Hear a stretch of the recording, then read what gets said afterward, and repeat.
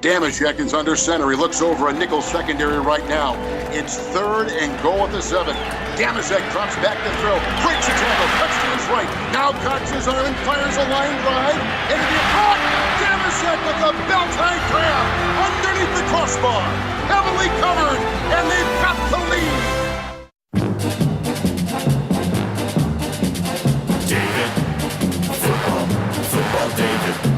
The Dave Dameshek Football Program. Available on iTunes and at davedameshek.nfl.com. Now here's your host, Dave Dameshek.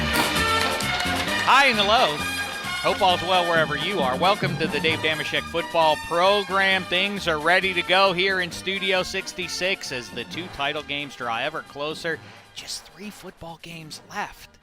And they will all be started by some combo of Nick Foles, Case Keenum, and Blake Bortles. Perhaps even our Super Bowl will pit 2 of those guys against one another. In the meantime, you just heard the voice of Kevin Harlan, who his most famous call, perhaps, I think we could debate whether or not that's his greatest call, when one high-end quarterback threw a touchdown pass to a high-end pass catcher named Dameshek.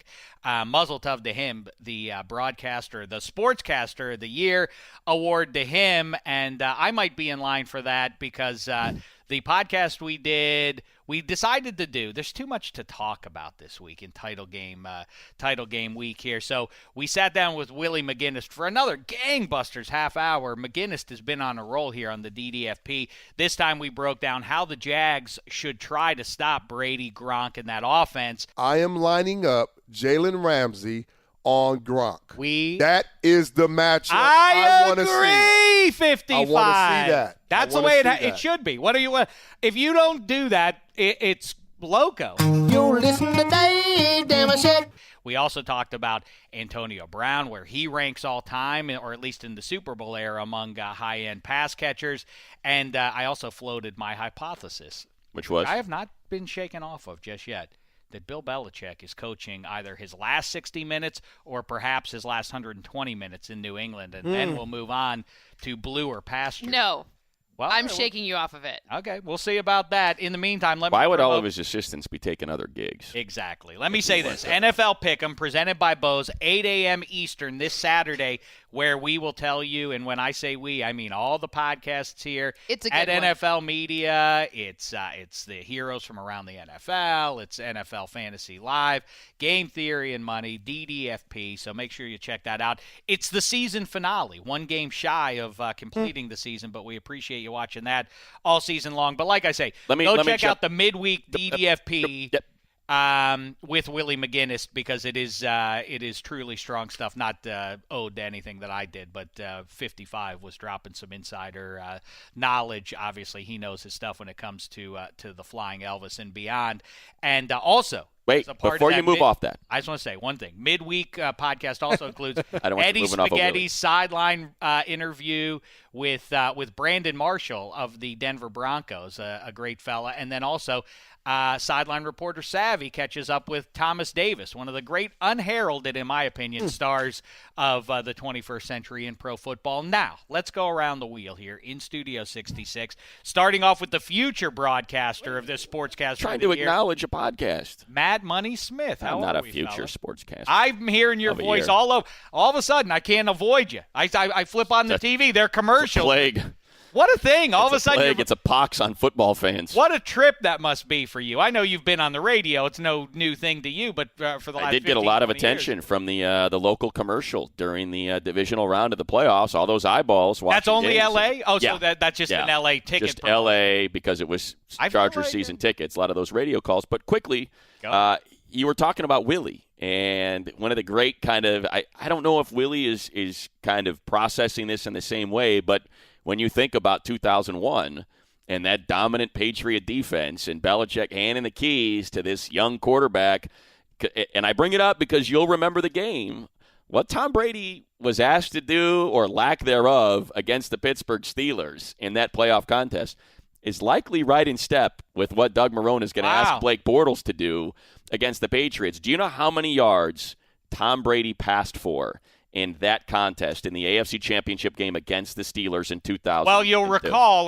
or maybe you don't remember the specifics of that game, but Brady gets hurt towards the end of the first half, and Drew Bledsoe takes over. And throws a touchdown pass at the end of the first half. Right, that's why it's so low. The other Brady thing has, 87 yards, something like that? 150.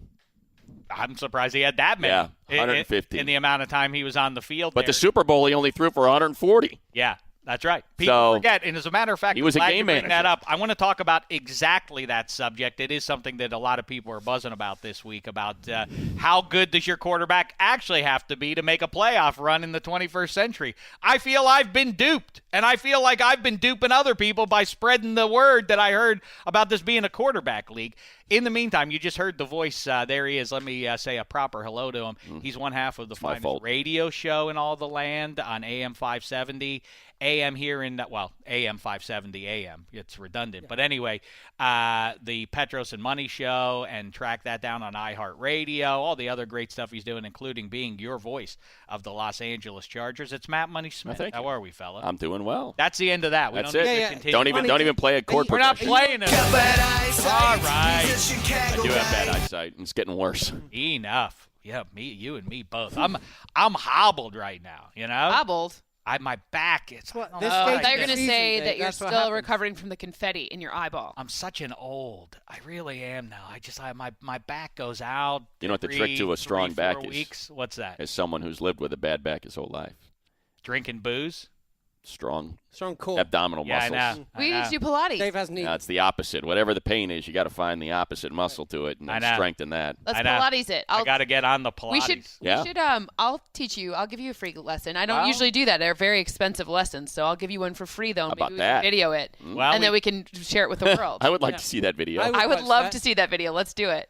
I think I speak for all of us. Last week when Lorenzo Alexander joined us, we all fell very much in love with him. He will be a return visitor here. Yeah. He's already in the. He's already. We're mid-January and we have our first nominee for our favorite football playing guest for the Shek. He was great. A lot of ground to cover, but between now and then, let's say hello in the meantime to.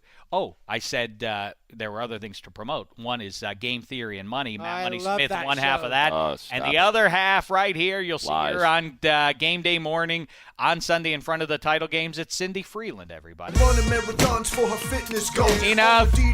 And last, the dodgiest of all participants on the DDFP. I don't know who he thinks he is, running to all corners of the big blue marble to promote the great game, and muzzle tov to you on a gangbusters trio of games in London 2018. Here he is, everybody, the Miami Dolphins resident fan on the DDFP. It's Handsome Hank. He's handsome Hank. He's handsome Hank. Good one. He's handsome Hank.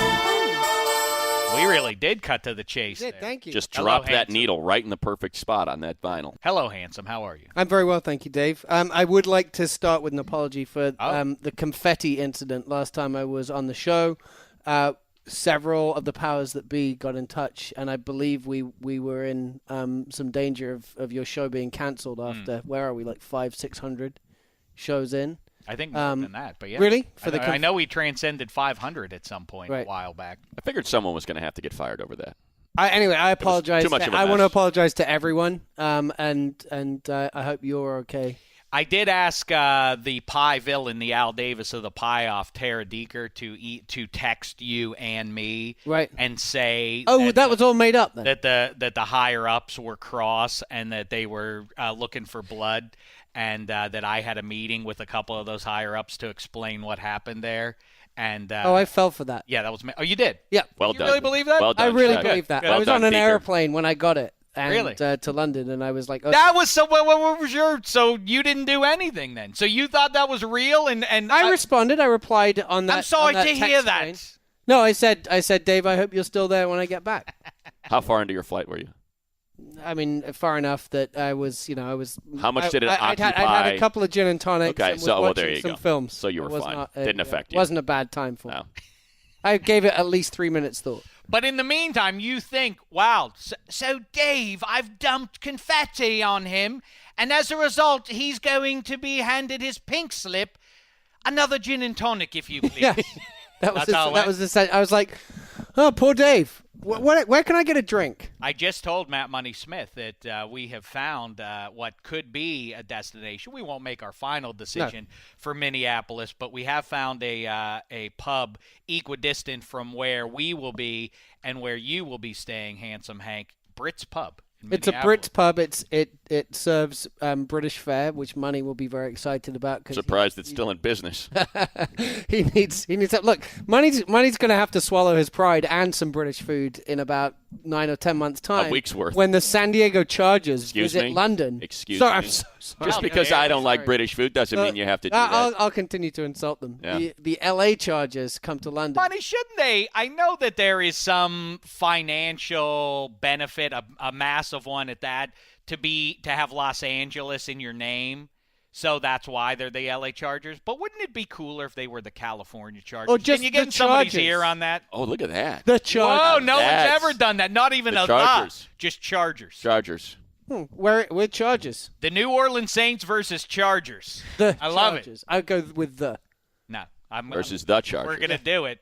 But really, can we do that? That would be a great move. Then it would. You would assume more teams would. Right. Like if you were just take the Chargers out of it. If you're the Jaguars, do you really want to attach yourself to Jacksonville? Shouldn't you be the Florida Jaguars? Hey. Yes. What? That's a championship caliber team. I'm not saying it's not. I brought them up because they're in the AFC Championship. Some of the coolest names. The Florida Jaguars. The Golden State Warriors. I mean, their I was about to say, State is the coolest. Oakland, Golden State, brilliant. Yeah. And I mean, by the way, yeah, right. That's how you do it. The model is right there for you. Well, they were the Same California state. Angels. Right. Yep. And they had a sweet cap with that C and A interlocking with the halo stitched on top. New England and Carolina both try to get a bigger right? Carolina Panthers. Carolina not thing the Charlotte Panthers. I was just talking to, I think, Thomas Davis, as a matter of fact, name drop about that very thing. I think that's a great that was a stroke of genius to include both. East Carolina, North, South, no, all of it. Shouldn't they be the Wisconsin Packers? Neat. Shouldn't they be the Wisconsin Packers? I mean, why you got to acknowledge Green Bay? That was so cute because Green Bay has 40,000 people in it or whatever. I think Appleton is not happy. They should be the Appleton Packers. Hey, so let's. There are several things to hit before we get into. What do you want to talk about, Dave?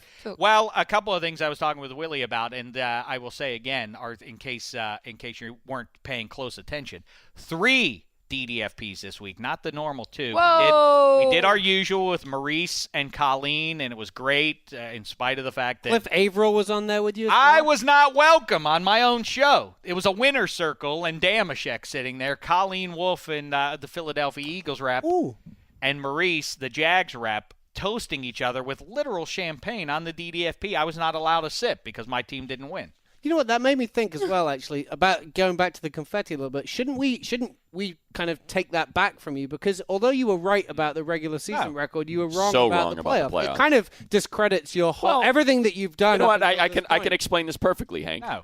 He is the Peyton Manning of prognosticators. Right. I was going to say I'm the Marvin Lewis. Great regular season. Great regular season. Are got you better nothing than for the Marvin? playoffs. Got nothing for the playoffs. I keep going by TVs and I keep seeing that dang game being replayed over and I keep seeing highlights of it. Even the Steelers' good highlights I don't want to see. They make me sick. They make me as sick as Telvin Smith scooping and scoring because those plays, as I already have said, have now been dropped into history's toilet and flushed away. They have no meaning. They had no value. These otherworldly plays by AB those plays will not be shown on Dave Dameshek's Eternal Red Zone. Those won't make an appearance. Should the Jags make their march to Minnesota? Maybe they. Yeah, you're going to be narrating those plays, Dameshek. Maybe they will. I was going to be narrating those. I was really sad for you. Like I watched and I was like, oh no. I was like, oh no, what are we going to do? Don't be sad for That's me. That's a party of one right there. I'm sad for we were texting. Marianne Freeland was also, we were very concerned about you. I appreciate your empathy as a Lions fan. Soon things will be brighter for you with Matt Patricia there. And that's part of what Willie and I were talking about. Makes me so happy. For a week plus, we've been kibitzing about this. I've floated it. This is my Super Bowl. Hear me now. Believe me later. We shall see who's right and who's wrong. Are you about to like make me feel bad? No. Okay. I think that Matt Patricia is leaving to Detroit. Listen, Josh McDaniels has, for the over last him. few years, has been the target of many pro football teams to come and coach them. He turned them all down, but this time he's apparently taken a gig. Matt Patricia, same deal there. Why are they leaving? Why is it so open that both those coordinators you are think departing? that is a signal? Because I would assume that one of them would be the future coach for, why wouldn't you want to work for Robert Kraft? Either that or Bill says, let's leave this place on fire. I'm going. You guys go. We got rid of Jimmy. Let Tom Brady be a player coach. Yeah, good luck, He's so Tom. smart. Let's see. Because they're human beings, and if Bill Belichick says, hey, guys, listen, I'm not going to tell anyone else on the face of the earth this, but you know what? I'm getting out of here. And if all the smoke that is out there out of Foxborough is true at all, wouldn't McDaniels and Patricia perhaps be inclined to agree with Belichick and say, yeah, we should get out of here and go on? Or I got to coach a 41-year-old QB. And right. Yeah. Right. What are you hanging around? What are you hanging around Foxborough? Interesting. Think about it, though. Garoppolo's gone. Brissett's gone. They're when 12 hangs it up, what's left about that? Yes, the culture might be nice, but isn't Detroit with those nice young defensive pieces for Patricia? I thought he was going to say something about the actual city. I'm like, ain't nothing Matt there, Stafford's ready to get over the hump. He's not going to be Jay Cutler. Okay, so Indianapolis and Detroit both have quarterbacks. They both have favorable, if not good, cap situations that they're in, which means in the case of Matt Patricia especially, they can go out and buy some stuff. You don't want Ziggy Ansah on anybody? Okay, see you later, Ziggy. See you later. So, in my opinion, it's just the right situation. And I feel like did you ever watch the movie She's All That? Like, Matt Patricia's kind of like the nerdy one that's like low-key, very, very cool. And he goes to the right spot and he becomes the prettiest girl at the prom. Whereas Josh McDaniels, he's kind of that girl who like flirts with everyone and goes out with like the dorky guy who was on The Real World. All right. But they now have both taken gigs. Right, they both took their And the one that has not been confirmed, although floated, is Pat Shurmur to the Giants, which doesn't really make a ton of sense. He's going to hold – not only is he going to be the head man, just because you're successful as a coordinator, we've talked about this a million times, doesn't mean that you can elevate and be the guy. We've seen many guys – How many games did he win in Cleveland? Who? Shurmur. Yeah, right. I mean, might as well have been 100 games. Right. He might as well have gone 100. No, I think he went like 9-18 or something like that. Might as well have been 102. Right. What that meant. And now you're going to put him. Now you're going to put him in the biggest market in America, and he's going to hold the room. Quarterback and make him deal with like whatever's going on with Eli Apple. Have fun with that. That's not a great job. I think if I were Bill Belichick, I mean, listen, I'm Bill Belichick, I have no wanderlust. I'm here for 5 more years. You guys that are coordinators, you guys should go now so that I can groom this next crop of people because you're never getting paid here and getting the shine that you deserve. So go ahead and go now. And obviously McDaniels isn't going to stick around if he's not going to be the heir apparent if Patricia leaves. So he's like, "You're going, I'm going. Screw you." So it's kind of I think I'm gonna disagree. I think yes, a quarterback is super important and cap space is super important, but ownership's the most important thing. Who am I going to work for? What are their tendencies?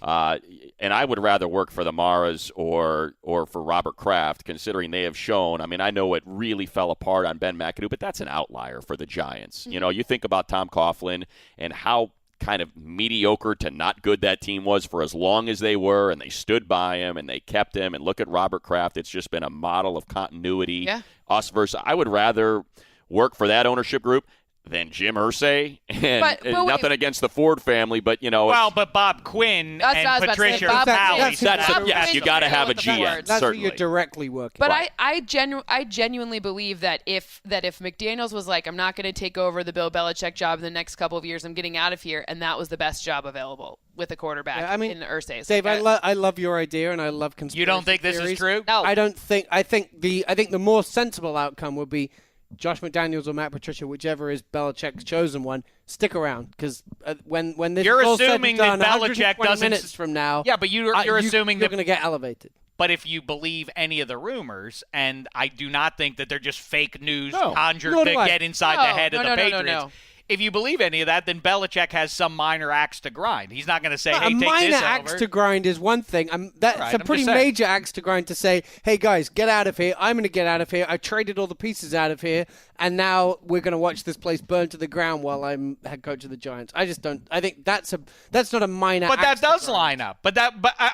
Listen. I don't know anything. This is reckless speculation, obviously. Which is fun. It's our favorite thing to do. Yes. Right. But if that were true on a human level, Belichick would say, hey, Patricia, listen, you got Stafford, who's a stud. Instead of 12, who's 41 next year. He thinks he's playing to 45. You and I probably disagree with that. We're probably a little skeptical of that. I think he's got. And what else is left here? Go to Detroit. Years.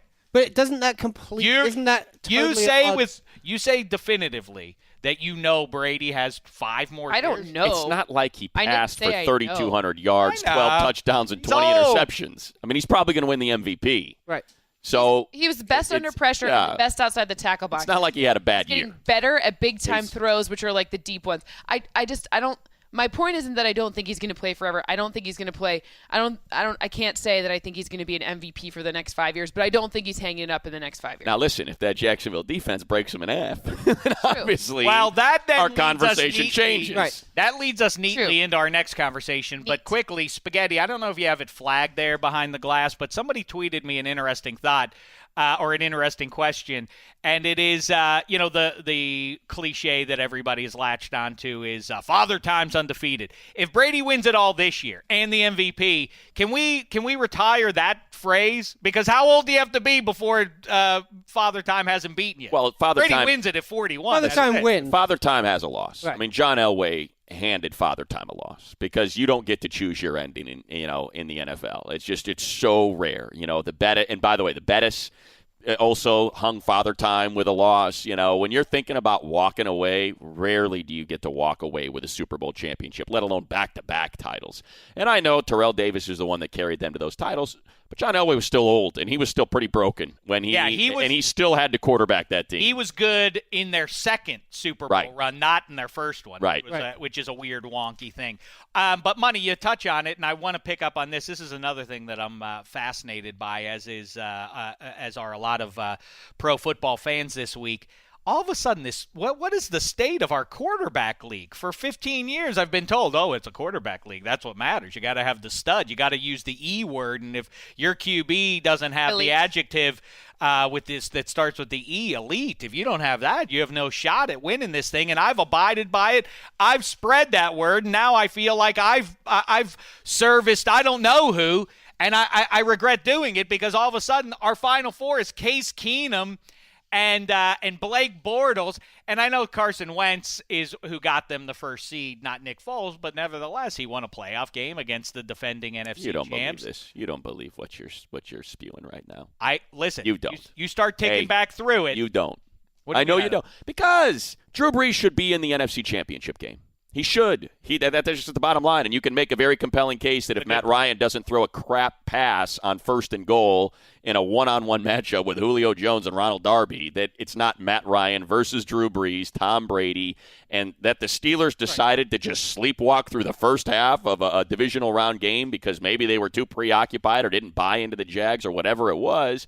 I mean, you could have ended up with Ben, Brady, Brees, and Ryan. Boy, that's a great point. That's a great point. It's not like Brees didn't had a horrible game. They had a bad half, and he drove his team to a game-winning field goal that was one missed field goal away. I get you, but you're also ifing stuff. And I am in reality. I am, and in but reality, I think they're legitimate ifs. But there are 3 dominant defenses. I mean, what playmaking, kind of can that got those up teams in the second half with the Eagles. Then 2 legitimately dominant defenses, and then even the Patriots are the best scoring defense since Week 5.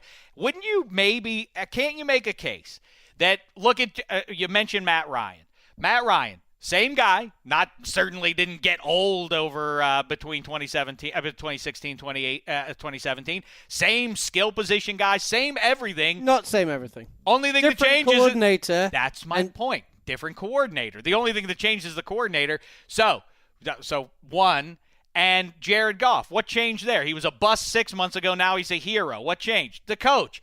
My point is dominant defense and savvy coach. Perhaps more important than having the alleged elite QB at this point. Here's the thing. If you go through, let's just go through the last Super Bowls. Tell me when I read off a team that didn't have a great defense. They just so happen to have a really good quarterback. But Pats Falcons, Panthers Broncos, Pats Seahawks, Broncos Seahawks, Ravens Niners, Giants all of those teams had really good defenses in addition to an elite quarterback. Well, apart from the Broncos. Broncos had Peyton Manning. Yeah. Ravens in 2013. Right, at the time. But Ravens in 2013 were a pedestrian. You know what, though? Pedestrian team, but Flacco had I said.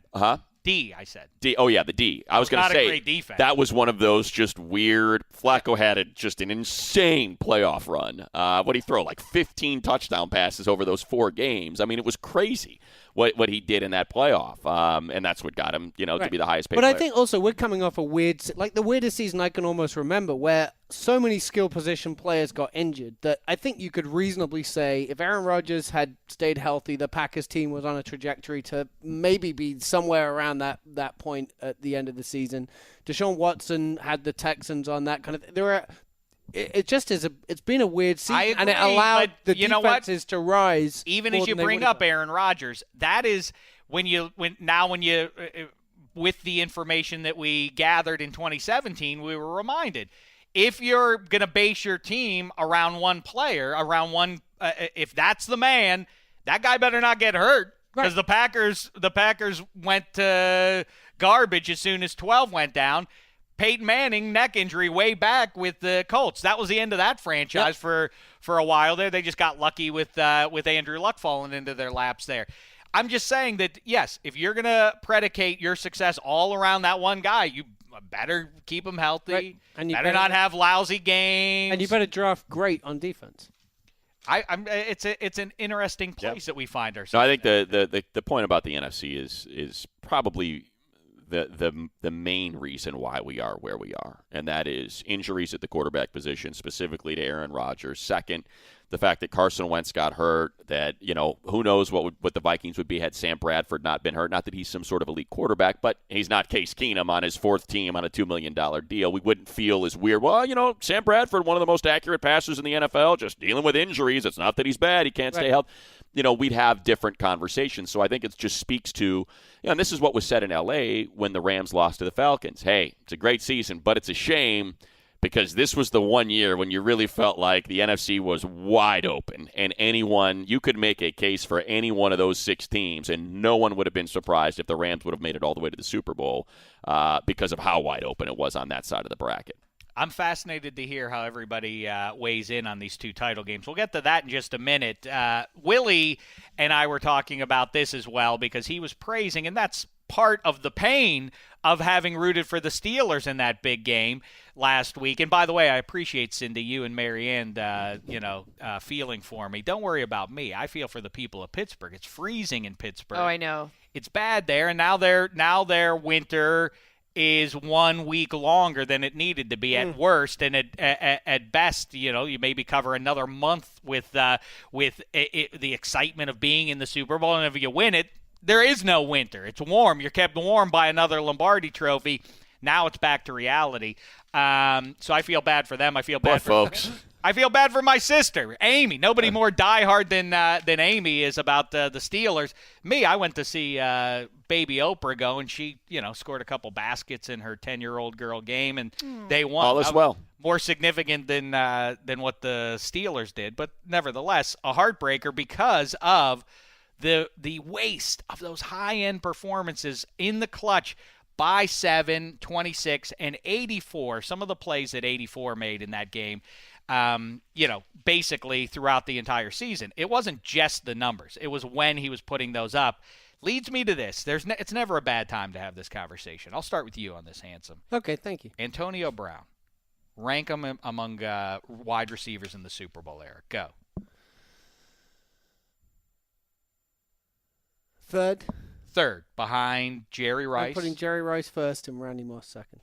And AB 3. Cindy. I'm struggling to do anything different from what he's saying, but I think maybe I could even go 2. Yeah, well, it's interesting because, as recently as 3-4 years ago, I was saying that I think you could make a case that Calvin Johnson is right there in the 2 or 3, but now you have to knock him down a little bit. I think Antonio Brown, for all the great deeds of Steve Largent, AB over him now.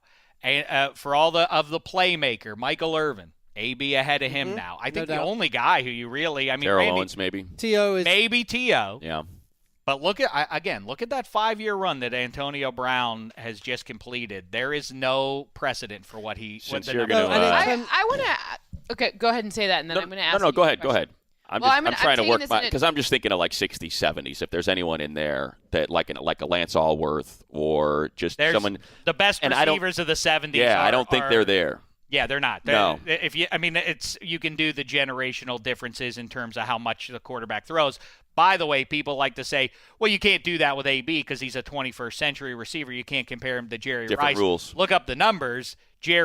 Steve Young and Joe Montana were actually throwing the ball more than the Steelers of 2016 and 2017 have been throwing the ball. So, in fact, Jerry Rice is getting more targets. Yeah, but, there's kind of that conversation about golf and Jack Nicklaus. And when you think about the equipment and what he had to use and what he was able to do with that equipment, and when you hand that same equipment? Just the gloves? Oh, gosh, no. The clubs and the ball. I mean, the ball's the biggest one. I'm talking about for a receiver. Well, what I'm saying for the receiver is, yes, one, the gloves, and two, the rules. Yeah. The inability to put your hands on receivers like you used to be able to do, and what those guys had to find. I mean, like when you think about, and again, I'll just take Lance Allworth because I know when you're talking about 1,600, 1,700 yard seasons, when you got 2 and 3 guys draped all over you and they're not throwing flags like they do today, are those 1,600 yards more impressive than his 1,600-yard seasons because of how little contact we see. Yeah, in the but you're passing talking game about anymore. You're talking about a rule change in early 1978. Well, that's why I'm going back to those, the Drew Pearsons, the Lance All that particular the best receivers of those of that particular window. Off the top of my head, I think Drew Pearson, who's not even in the Hall of Fame, which is silly, might be the best receiver of the entire decade. Right, because the numbers aren't there, but just eyeball test. The guy was ridiculous. He was great. John Stallworth, Lynn Swann, you can debate which guy was better between those two, both in the Hall of Fame. Lynn Swann's residency in Canton is owed to the human element. The voters, you can talk about numbers all you want, but the voters can't get out those iconic images in the big games of him making it. That's why he's in the Hall over Drew Pearson, but not his numbers certainly don't warrant him being there. Cindy. Okay, so I want to spin this forward because I'm curious what you think with Lev Bell. He wants to get paid like a number 2 receiver. He wants to get paid like just set the market for running backs. That catch he made against the Jags didn't hurt that case. No.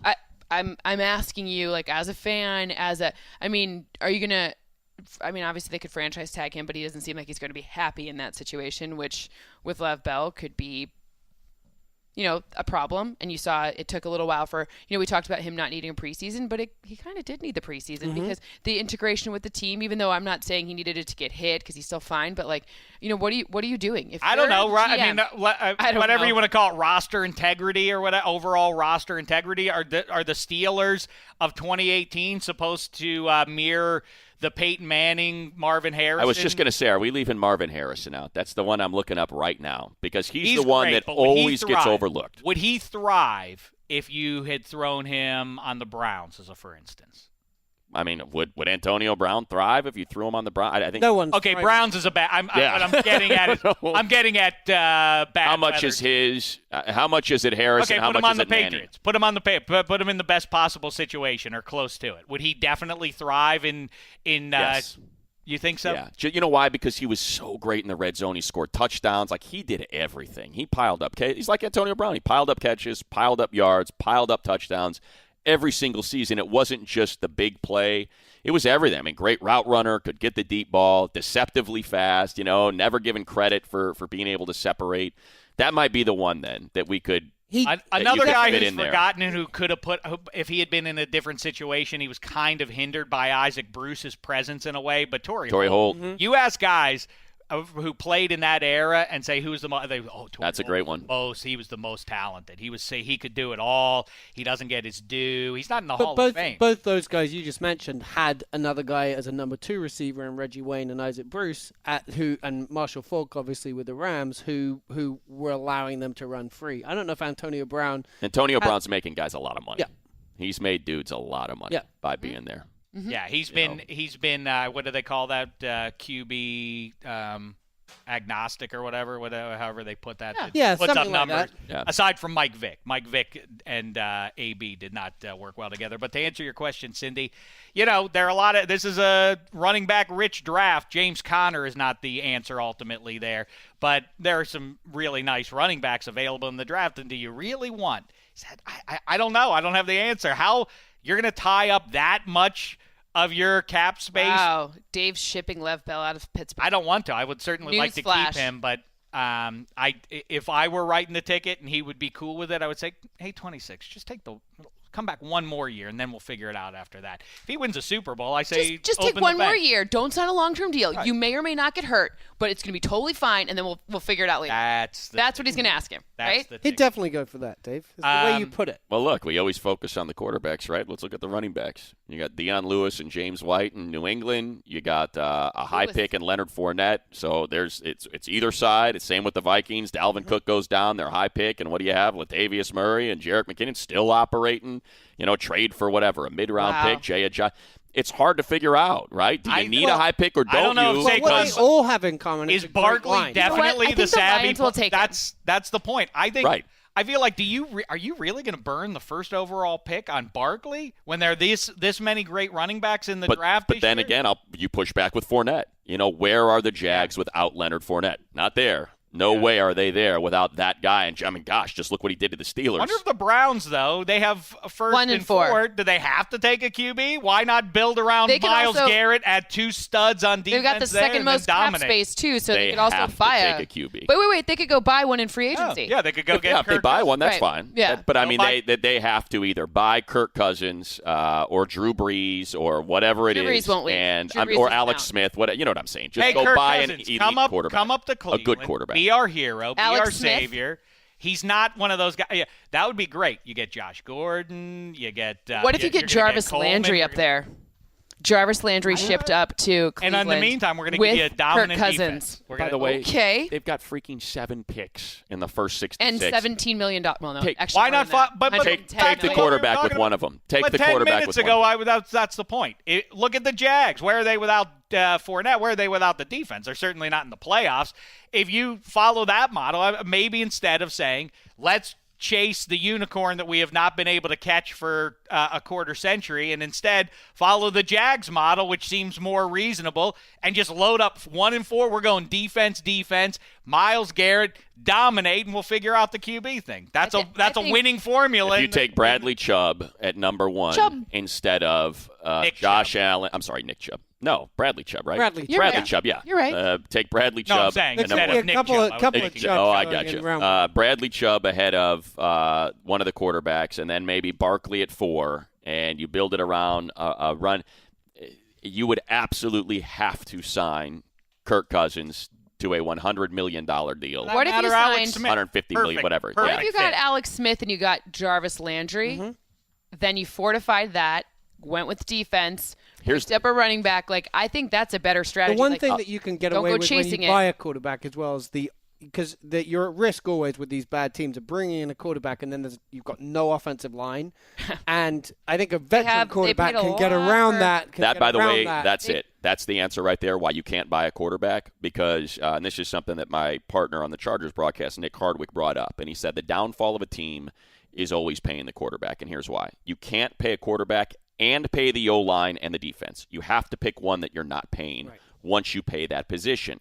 And so that's why teams that are on typically your rookie deals will end up the Jaguars were able to afford Calais Campbell, Malik Jackson, Boye. If they were paying a quarterback $35 million a year, whatever it is, they would not have been able to afford all those guys. Nick Hardwick's a swell fella and everything, but you and me were talking about this literally 4 or 5 years ago because you had on the NFC side Handsome, you remember this. So I do remember. Seahawks and Niners were based around these 2 splashy QBs, but they could afford to do that because they were on their rookie deals.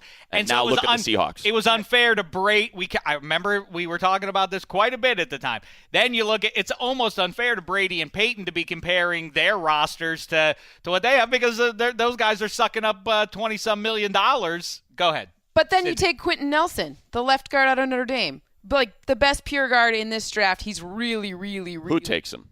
The Browns. Use number 4. Get Quentin. Who's he blocking for? It'd be the best But that's what I'm if they saying. use the first overall. Yeah, that ain't happening.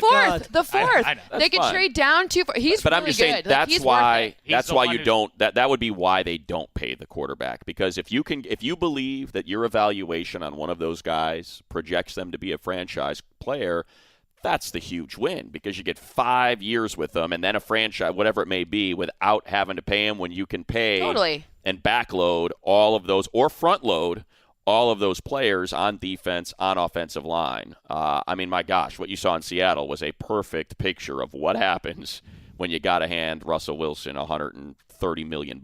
That's right. Nobody left to block for him. It compromises your route. Bill Polian talked about that after he was gone from the Colts. Maybe we made a mistake building everything around 18. Maybe we should have tried to have greater depth overall in our roster. We couldn't do it. We had to make a choice. We're going to build around 18, or we're going to try to have a legit defense. Look with at some the Packers secondary. You know, as soon as they paid Aaron Rodgers, what they have to do bring is me back see to you where later. we were 15 They're about minutes to ago. pay Aaron Rodgers. They got to pay Aaron Rodgers again. And again, that either the secondary or the old something always suffers. So now, by the way, gotta be before able to we draft move them. on to another episode of our game show hosted by Eddie Spaghetti, Ya Noodle. Before we get to that, I want to go back because Cindy touched on something. It occurred to me on Sunday. I don't know if there are many things. I've always said that commercial air travel exposes human beings. If you're a rotten soul, we're going to find out about it 30,000 feet in the sky, and when we're deplaning, and when you have to sneak. Deplaning. You want to get off the plane so badly that you're going to take that step, even though you're the row behind me? I hate that. Where are you going? You're going to get off the plane 4.4 seconds before me, but it's so important. I let them know it, too. I'm like, Me too. Clearly you have somewhere more important to be, and you're going to get there 0.4 seconds more quickly, and then people turn around and say stuff to me. And then I get into unnecessary arguments. Seriously. But anyway. And by the way, it exposes that Dave Dameshek extremely combative and enjoys a good tete-a-tete. You know what I don't? With you know what else I don't like? You know where else? You know where else a lot of people were exposed to me on Sunday? When they started tweeting me or texting me or Facebooking. Oh, you didn't ask for that? After the Steelers game, You don't ask for that? No, I don't. What you don't kind ask of for that? Here's the way it goes. I want somebody who has some sense to him. Spaghetti, please weigh in here. Spaghetti. Because I know Spaghetti agrees with me. You know what kind of sense I got? Common sense, because I grew up in a school of hard knocks on the street of New York. I'm ready. Handsome. You're from elegant England. I'm probably good for etiquette. Surely your conversations here. people know better than to comport themselves in the ugly fashion that some of I do. I said to Dave, I met him. That's right. That was classy, Handsome. And I noted for all of time.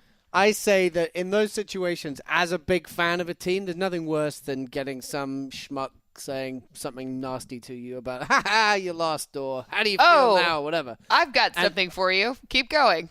You're going to give me the business about something? I would never do that to someone. Here's what I say, Handsome. Treat others my as you would rule like is to be this. treated, Dave.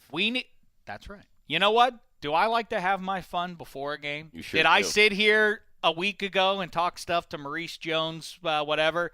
I said this. True. Disrespect the man's surname. Yeah, Well, let me tell you literally, his something. family. Carry on. Let me tell you something.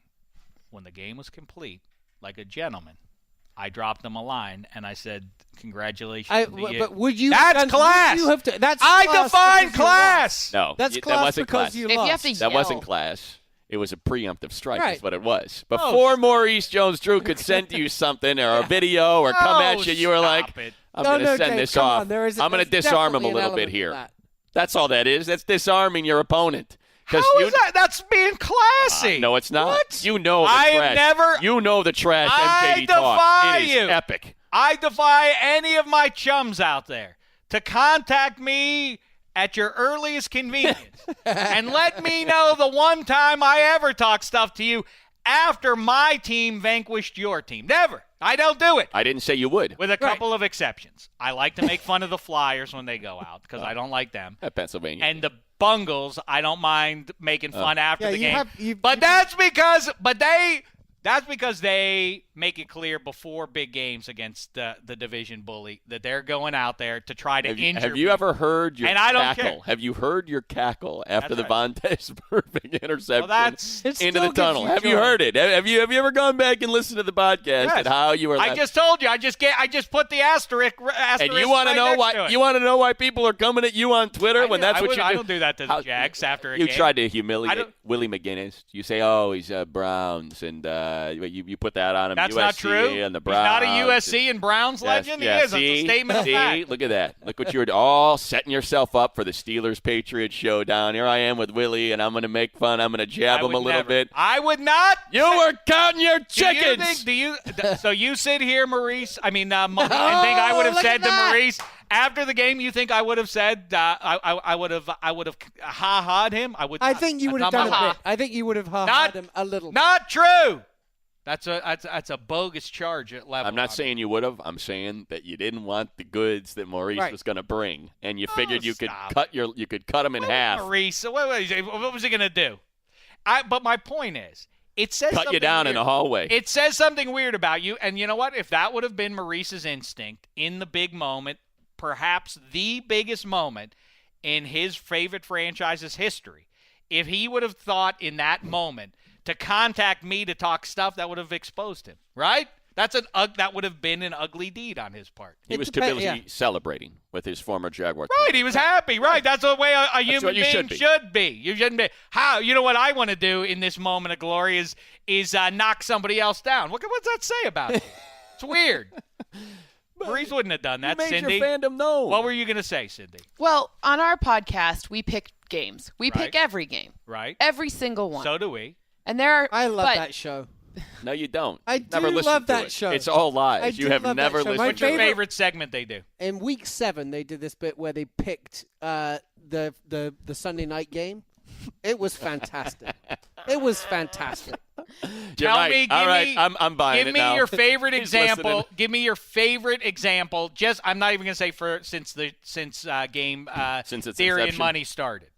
Just from the last month. Right. Yeah. Tell me That's your fine. favorite edition of Beyond the Numbers. What subject that they targeted did you enjoy most? Curious what Beyond the Numbers is. Yeah. Thank you, Cindy. That segment he was going to try to answer it and therefore be exposed. No, I was about to say I don't know what you mean by Beyond you the Numbers. weren't. There are a lot of numbers in the show. Cindy blew that one. That would have been great, him trying to answer. I feel the debate about Adam Thielen was brilliant. Hank doesn't listen. It's okay. I do listen. It's okay. I have listened. You know what you're doing? Beyond the Numbers. You that are was a good name for it. You do to Dave what all those Twitter folks do to Dave. Right. You're just looking to push his buttons. All they're doing is looking to push your buttons. But consider button not pushed. Clearly. I think I feel like what I think it says is, and I like to favorite it so that I know this is a bad person. That's it. Let them know. I hear you. It doesn't injure me right. more. Maybe a little bit. That's just not. I'm only going to talk about it for 20 or 25 minutes. No, it doesn't hurt my feelings. It doesn't hurt my feelings, but it does tell me going forward, keep an eye on this person. Cindy was going to make a point. Yeah, I don't even you cut her remember off. what it was. Go ahead. I mean, I think I was just going to tell you. You're going to say that on Game Theory and Money, we pick all the games. Oh, yeah, you said we pick all the games. Certain fan bases. Just for the mere idea. My model is very generous. It's rare that a 10-point victory is ever projected, correct? Correct. So certain fan bases will come at me in a way that is really, really, and I don't care, you can swear or whatever, but please use the right grammar.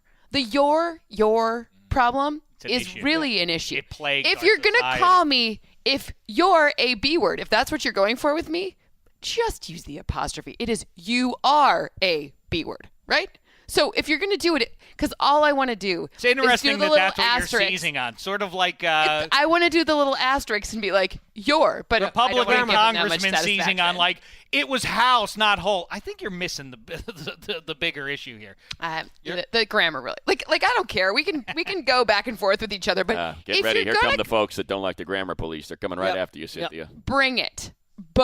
Bring it. I think it's funny when I do it. Who is the worst fan base by your measure? Patriots, 100%. I agree with that. They really are.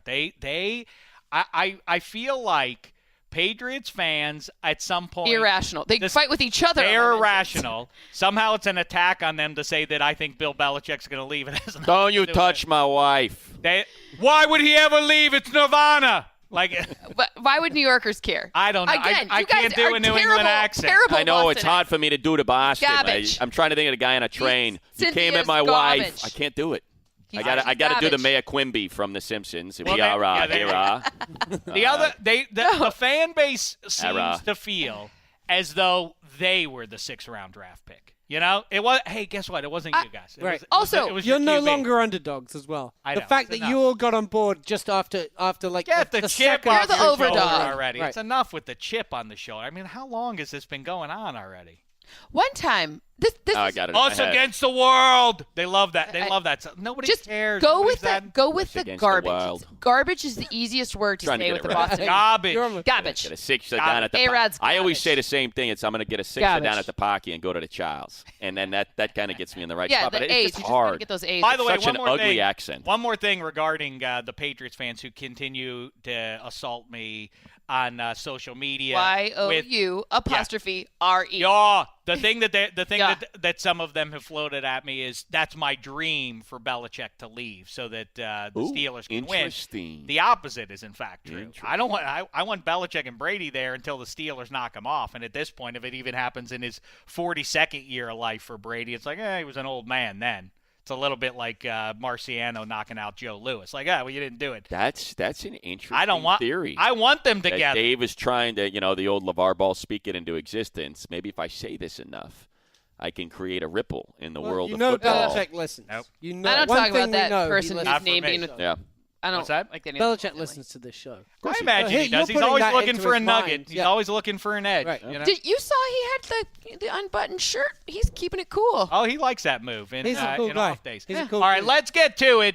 New York and Boston's own. Here he is, everybody. Game show host Eddie Spaghetti. It's time for Ya Noodle. So get together and canoodle. Whose voice is this? We've got the whole kit and caboodle. And while the questions, they may be futile, it's time for you to use your noodle. Oh, yeah. Whose voice is that? Whose voice is that? It's obviously Joe Piscopo. It was fantastic. Who was The one-man that? house band, Dick Banks, has Well done it done. Was again. that Dick Banks' voice? terrific. Yeah. Dick, you've done it again. Oh, he's got great range. You've done it again. Yeah. All right, that's excellent stuff. Now we're cooking with gas, Spaghetti. Now you got your own theme song. Let's go. That's a shock to me. I had no idea. The rules are you're gonna give us an item to list off, and we will each name one item from that list until we run out. Run out of items. Right. Correct. Oh, boy. That wasn't a good explanation. You'll pick it up as we go along. It's pretty straightforward stuff. Take it away there, Spaghetti. So on the topic of Tom Brady and the Patriots, sorry guys.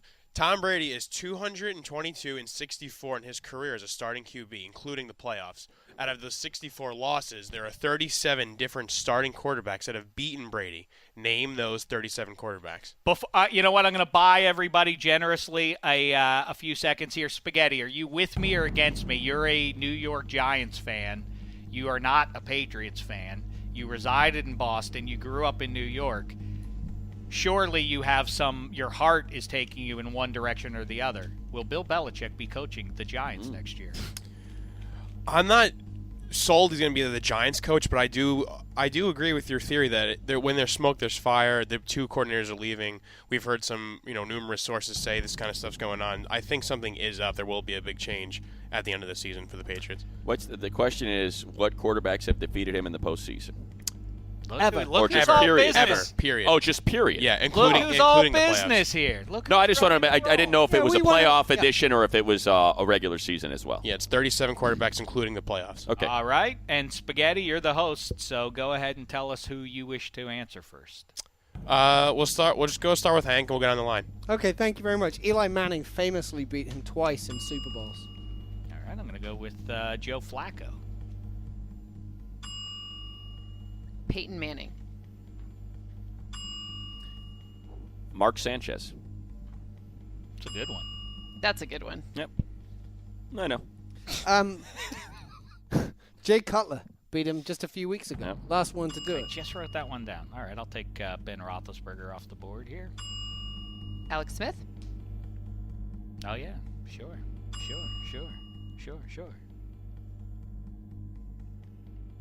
Who was your first one? Sorry, I didn't write it down.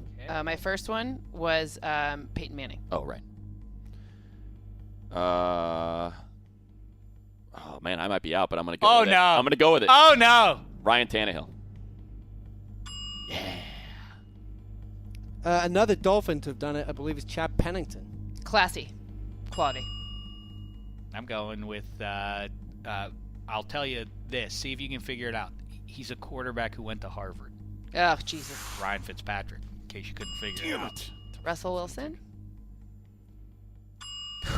Oh, man. Those are literally the two that I was just about to use. Damn it. Who was the QB? Okay, that would be... was he the QB? I don't think that's quite right. I love that you're talking. We're all trying to think. Yeah, this is tough. It really is something that you can that you run through the teams. It's that easy to summon the names because there are so few losses for them. Yeah. You can remember the games. We've only listed 9, by the way. I'll help you guys out. I got that. No, not yet. Eddie, names. I'm not we're giving using names. our noodles. I'm not giving names. All I'm saying is don't psych yourselves out. There are some pretty common names on the list. That's all I'm going to say. Right. I just need to... common names. Right. So what we just say Jones. Oh, you mean popular guys? No, I thought you were saying they're Don't give me pedestrian anything. QBs that have beaten him. I see. No, you're saying some highly successful guys have beaten him. I'm going to guess here. This is probably not a good idea, but gosh, this is a tough one for me. I'm going to go Donovan McNabb. Donovan. I think you're going to get buzzed there. There we go. I'm out. Remember the Malcolm Jenkins pick 6 from about the goal line, and I'm trying. I cannot think of. All right, handsome guy. Aaron I'm Rodgers out. has beaten him. That's right, he has. Who has? Beat him Aaron just Rodgers. last year. Remember that? Pretty common name. Was that last year? Or was that 2 years ago? I think it 2 was years. 2 years ago. I have 2. Talk about popular Scared. names. Russell Wilson. I already named him. You're out. You're out. I named him. You're out, Dave. You're Yeah. out. Well, how am I out? I don't get any break. I get 0 break. No, that's No why you're breaks. writing them down. I get no break. None No break. at all. It's a You showdown. didn't use your noodle. It's a head-to-head. Hope you choke on your Cindy. Cam. Oh, yeah. Sure. He did. That was a good game, wasn't it? Beat him this year. Oh, Cindy's going to win. I never win, so Hank's I'm not sweating. worried. Hank's Who sweating. was the QB 2 years ago when the Eagles went into Fox? That was in Fox. Shall I tell you someone who's beaten him? I'd like to hear that. That's what this is all about, right? It sure is. Chad Henne did. He would know. Just name all the Dolphins. Yeah. QBs Yeah. up Because here. they split They've all every done it year. Gonna at be some right. point. Yowzas. Okay. Let's think. Curtis Painter. Curtis Painter. Curtis Painter. That's a common name. I was gonna guess Andrew Luck. Ooh. I don't think he did beat him, did he? No. Nope. There it is. Guys, okay. I got Gosh, we got That's like, it. we got like 25 left. Wait a second. That's the victory. That's the Play winner. Yeah, Hank the, wins. play the What's up? winner's music. Handsome I'm started eating there. a W. Ew. Wait a second. I have written down. I can't believe I lost. That's disgusting. I thought I had one holstered there in Russell Wilson. I was not paying close attention. Yeah. I have down just as a gamble Tyrod Taylor. Did he beat him somewhere? That was the one I was going to go with. No. But there's a Bills quarterback. You said Fitz. I was trying to think of who the other Bill quarterback No, I'll would tell be. you who did. The guy from Duke who never played again. Guy from Duke. I don't remember his name. And he was the Bills QB? Thad Lewis. No. Never did. No. What about Mike Vick? Was he the QB for the Eagles? No, he was gone. Want me just to run him off quickly? Yeah. Who was the Eagles QB? It's making me crazy. We'll figure it out. We'll figure it out. So this one's funny. Drew Bledsoe, Sam Bradford. Wow, Drew Bledsoe smoked him in his first game As with the the Bills. There it is. Right. Drew Brees, I was going to go. Yep. Brees, too. Andy Damn it. Dalton, Jake Delhomme, Brett Favre, Delhomme. AJ Favre. Feely, Jay Fiedler, Gus Farrat, Rich Gannon, I still had 3 more Dolphins. Trent Green, Brian Greasy twice, Joey Harrington, Brian. I hate Joey Harrington. Joey Keep going. Harry. Colin Kaepernick, Hate him. Damn it, Kevin that's the one I was Kolb. going to go with. Colt McCoy, Steve McNair, Kyle Orton twice, Brock Osweiler, Jake Plummer 3 times, yes. Patrick Ramsey, Matt Schaub, Geno Smith, and then Kurt Warner's the last one. Wow, what a crazy Kaepernick list. and Breeze were the two that I was kicking around in my head before I went with McNabb. And never Phil Rivers. I had Phil Rivers on my list, and then when you didn't say him, Nope. All you have to do, yes, he's been in the league for 48 years already. All we should have done was just name the elite successful quarterbacks, yeah. AFC QBs, and you would land on one. Dang. All right, well done, Spaghetti. Nicely. Good one. How about well done me? Dave. Congratulations, Hank. I'm embarrassed. I'm on a losing streak, not unlike my Pittsburgh Steelers. All right, let's. What do we want to do here? Do we want to get into the big time title game picks here? Wait, challenge, baby. Do you want to read one Eddie Spaghetti tweet from the week there, Matt Money Smith? Sure.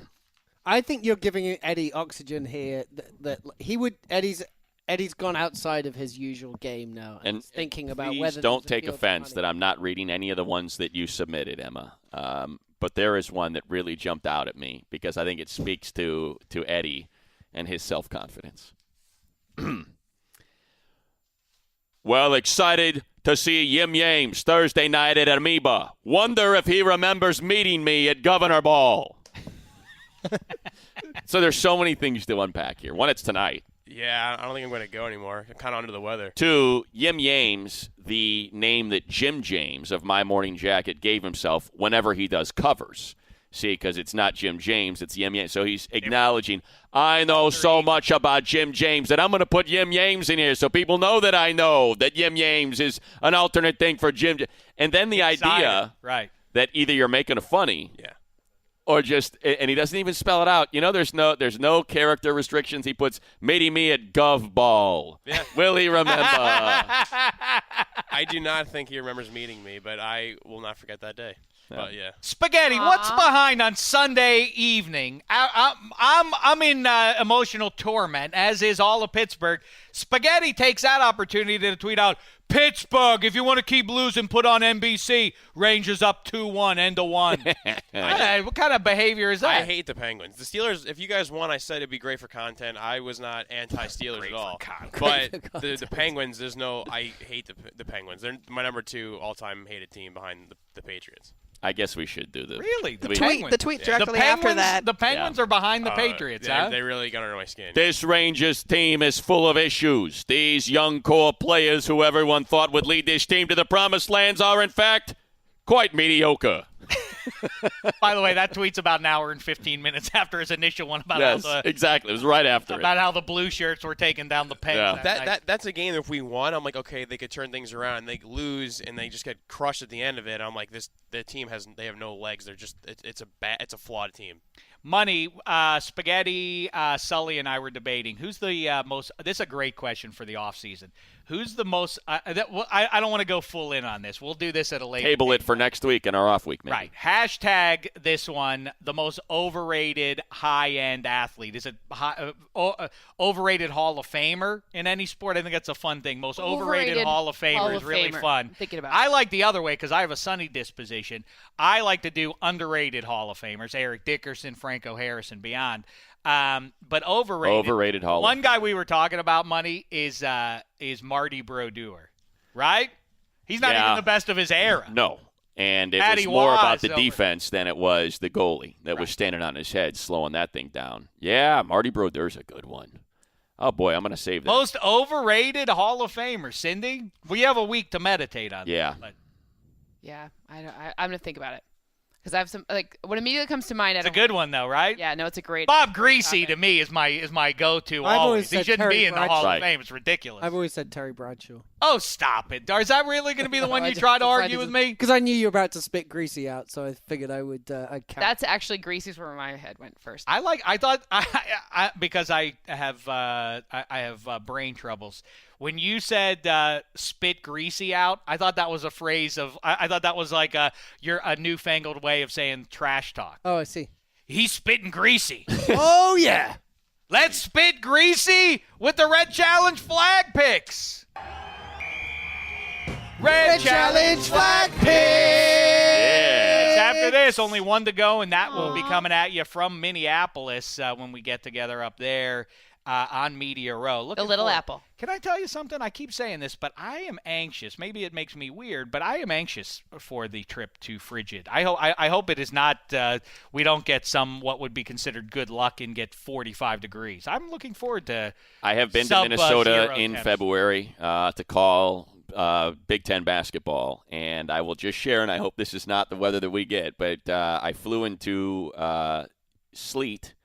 Overnight, that sleet froze, and I remember standing inside the arena watching Tom Izzo get off the bus with his Michigan State team. Love Izzo. And he could not get his footing, and he just started sliding toward the door. That's how cold and how icy It was that day. What? I haven't thought to check the schedule. Wonder if the Hoosiers are going to be up there by good. Yeah, little hometown. The Hoosiers? Either way, that's Indiana. With Richard, not Rick, with Richard Pitino, head coach of the mini Golden Gophers. Right. I've always wanted. I've watched many games, obviously, as a Big Ten basketball aficionado. Do they still do though? Somebody told me in the last year or two that they are no longer. When I was there, it was the raised floor. But is it no longer? Not sure. I have not done a game there in a few years. What a weird thing. One of the more visually very odd. It is actually it's problematic. It's for players, for real. Like when they have the regionals for March Madness, it changes their ability to make three-point shots. Put that one down for the off season as well. I want to kibitz about the weirdest looking gyms to watch on TV and weirdest looking. Nope, we're out of luck. They're on the road. Chris Wessling of Around the NFL brought that up a couple of months ago. He's right there. The most visual. He is? Is that right? There he is. There we go. Wes is in the house. Excellent.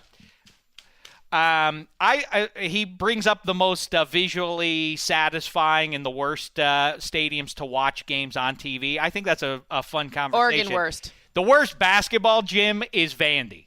When that's that huge, I don't remember it. Vanderbilt has that inexplicable 50 feet of hardwood that extends from beyond the sidelines. No, I'm not talking sidelines. Not the end lines. You'll see if you see it, you'll be reminded. I think there are even giant curtains there, like it's an auditorium. I really think we should pick the championship game. Let's do before it. the show ends.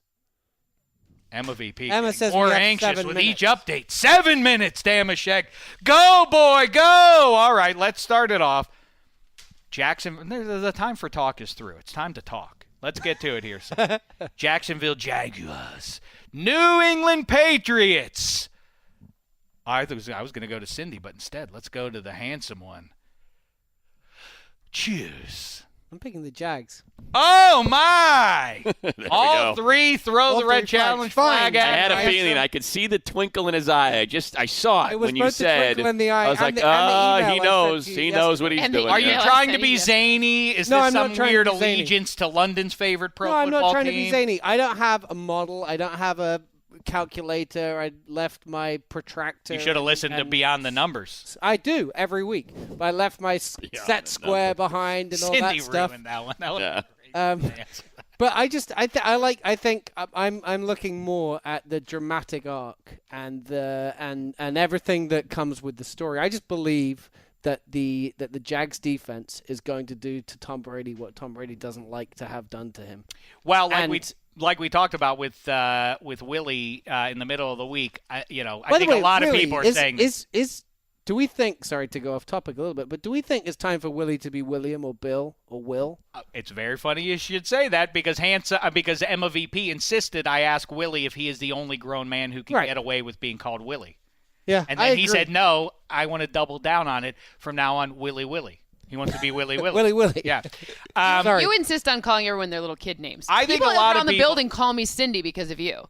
And I don't even respond to them because I can't hear it because Cindy doesn't I don't hear it. So then now people think I'm rude because of you. Let's talk about Jalen instead of Cindy. I think Jalen Ramsey, Willie said this, I said this. I think a lot of people are saying this. You got to put Jalen Ramsey on Gronk. Who else is really dangerous out there? And by the way, practically, those fast linebackers that you saw in Heinz Field last Miles Sunday Jack is a hell of an athlete. He is a hell of an athlete. Right, but he and Telvin Smith are going to be consumed with Deion Lewis and the backs out of the field. They're built really to stop that, the little swing passes from 12 all day long. Go back to the 2015 AFC title game up a mile high. All day long, there was that Brady knew he could not. I mean, they did handle Gronk with Aqib Talib for the majority of the game. Gronk gets off right at the end there with one of the all-time great catches in the clutch there on that fourth down play. But for the majority of the game, you go back and watch that. Brady tries to hit the wheel all game, and he just can't hold on to it for that extra half second before the pass rush gets on him. I think that could absolutely happen this time around. That's what I'm counting on. Come on.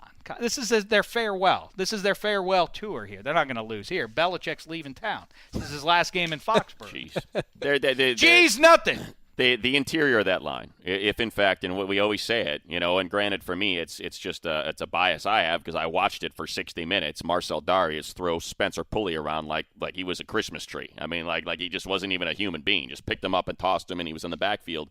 If you get that from those defensive tackles, and now you've got to help out on your center, and Thuney's got to lean in instead of lean out and help on the edge with Campbell or Ngakoue or Fowler. Man, that could be a long day because what does Brady do? He's not mobile, but he's just so good at tick, tick, tick, tick, right in that little step this way, one step this way. Now when you got Darius coming up there and you've got those two edge rushers. Now you're but that's so tough to navigate. But what you're ultimately betting on, especially with a slight we don't know how bad Leonard Fournette's ankle is at this point, but you're probably not good. You're gambling on 27 because and that defense making some points. It's not enough for them to merely slow down Brady. They must put points on the board. That's where it comes. That's what you're betting on. And also, by the way, I know people have said this forever, but Blake Bortles is going to go into Foxborough. Fine, Dave, you carry on. You shop at Target. You shop at Target. I'd be more than happy to see it happen. 1,000-room hotel. I'm trying to have some fun. Going to Heinz Field and not have a good game, and it happened twice? Like, I mean, I don't, I don't think that's like a. That's a good way to put it, button. Yep. That hurts my feelings. No, my point is that you can't make the same mistake twice. All right, now I'm going to move on. Okay. Let's get to it here, Cindy. Where's my flag? I don't know if I have one. I don't know if I'll need it. Here we go, Cindy. Minnesota Vikings, Stephon Diggs and the rest going in to play America's Team 2017 as I decreed them, the Philadelphia Eagles. Choose Minnesota. What? All four taking the Vikes on the road? That means they're going to lose. Yeah. It does mean they're going to lose. Yourself. Same thing I said last week, sound tackling and a great pass rush, great corners. Those two things combined make scoring points awfully tough. I think it's going to be a field goal game. I really do. It's Jake Elliott versus Kai Forbath, the 2009 Lou Groza Award winner out of UCLA. You do the song again? I guess if we're going to lean on field goals, it's kind of hard to pick the Vikings, right? Because kickers have broken their hearts year in and year out. I feel like they're a little bit better on offense, and that's enough, and it's going to be a field position game. Points will be at a premium, low scoring, but I like that defense front to back on all three levels a little bit more than I like the Eagles. I mean, listen, not to mention their pass catchers. They wouldn't be the number one seed were it not for Carson Wentz, but as presently constituted, this is one of these two teams is going to be your Super Bowl representative, and it might be against Blake Bortles. What a crazy! I mean, to your point, Handsome, the weirdest NFL season. If we couldn't get Drew Brees versus Tom Brady, then I want Blake Bortles versus one of those two guys. And most definitely definitely, completely agree because as far as I'm concerned, it's an anticlimactic Super Bowl. If Brady wins, he's going to beat them, even if the Vikings do have a home game. That's something to keep an eye on, too. How much of a home game are they really going to have at the Super Bowl? People will find their way in there. Yeah. I think if the Vikings are there, I suspect it'll be 75-80% Vikes fans. Handsome, anything you want to add to why you're picking it the way you are? Destiny. I don't know. Well, that settles that. Can't the Eagles claim? No, they can't. Destiny. Cindy, anything? I can't argue with destiny. Yeah. That's it. That's kind of a thing. It's all amounted to this. 19 weeks of breaking it all down. Well, why is that team going to get to the I don't know. It's destiny. It's even. It really is an even matchup. So it's just what team do you like more? I think everybody likes the Vikings a little bit more than the Eagles. I think there's way more pressure on Nick Foles in this one. If he does not come out of the gate playing well, that crowd will turn against him. If the Vikes jump on him early, the crowd will turn against him. That will not be good for poor Nicky Foles there. True.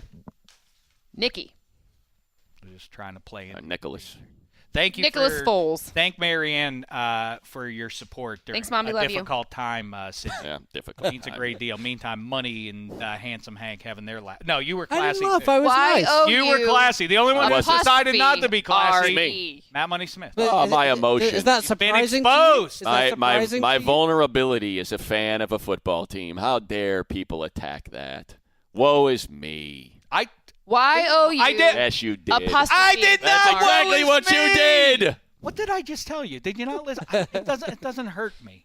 It exposes them as crummy people. Are you sure it doesn't hurt you? What kind of person reaches out and ha-has? Are you sure? What kind of human being ha-has in my time of sorrow? Who does that? Your team lost. Enjoy the offseason. If it doesn't what kind affect of thing you, is that? if it didn't affect you, then why make an issue of it? It affects me because it trying to make the world a better place. It injures my opinion of mankind. That's why it affects me, Matt Money Smith. Y-O-U_R-E. All right. And next week we will talk about the most overrated. Got it. Hall of Famers. Maybe we'll do the underrated ones too. We have Jerome Bettis. Yep. I don't know. No! That's a great one. How you like that one? Why you like that as a goodbye? We'll see how it goes there. All right. We'll talk to you after the title games, in front of the Super Bowl, before we depart for Minneapolis. Until then, for Matt Money Smith, Cindy Frelund, Handsome Hank, Eddie Spaghetti, Emma VP, and all the rest, it's been a thin slice of heaven.